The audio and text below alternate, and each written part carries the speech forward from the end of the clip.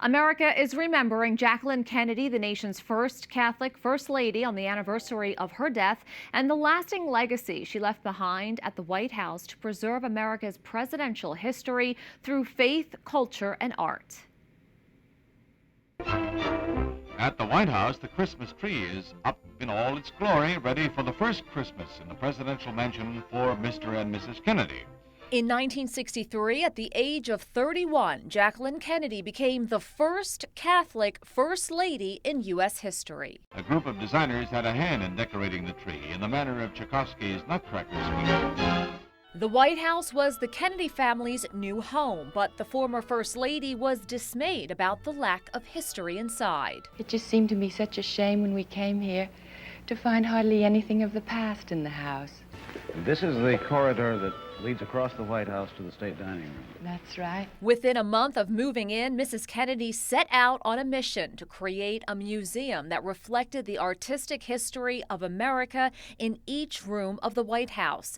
To begin her big ambitions, she founded the White House Historical Association in 1961. She thought that everything in the house should have a historic purpose and reason for being there. Stuart McLaurin is the president of the White House Historical Association, which is celebrating its 65th anniversary. I recently sat down with him inside the historic Decatur House to discuss the association's foundress and her goal to restore and preserve our nation's story. She thought it should be the very best of America.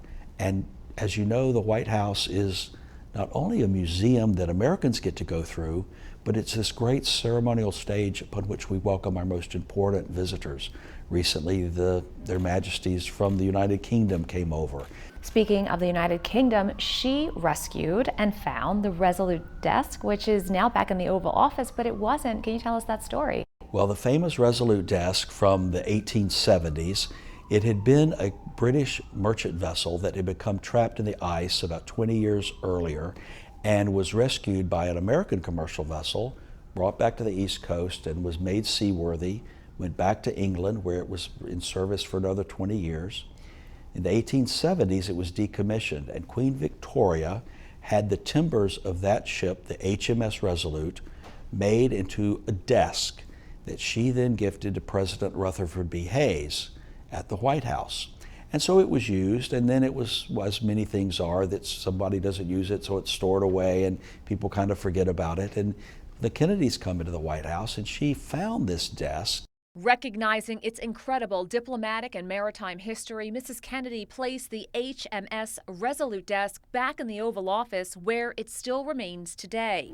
A tour of the White House with Mrs. John F. Kennedy. That's just one of the many pieces of American history that have been restored thanks to the former First Lady's efforts, as seen in this special for television. Mrs. Kennedy, I want to thank you for letting us visit your official home. On February 14th, 1962, millions of Americans tuned in for a landmark event. For the first time on TV, the public watched an in-depth tour inside the White House and heard more about Mrs. Kennedy's work. The most famous one, of course, is the Lincoln bed. Every president seemed to love it. Theodore Roosevelt slept in it.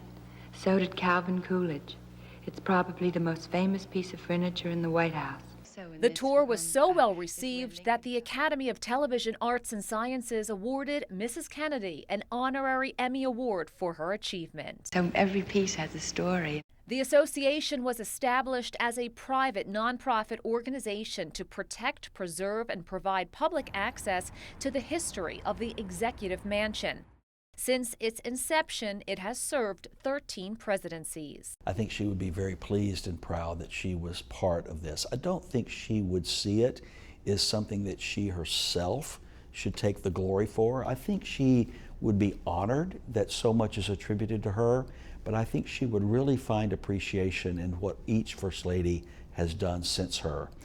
I've been in this role for 12 years and have had the privilege of working with Mrs. Obama, Mrs. Trump, Dr. Biden, and now Mrs. Trump again, and each one had their own interest in the House, and each one made it better by contributing something to the House during their time as First Lady.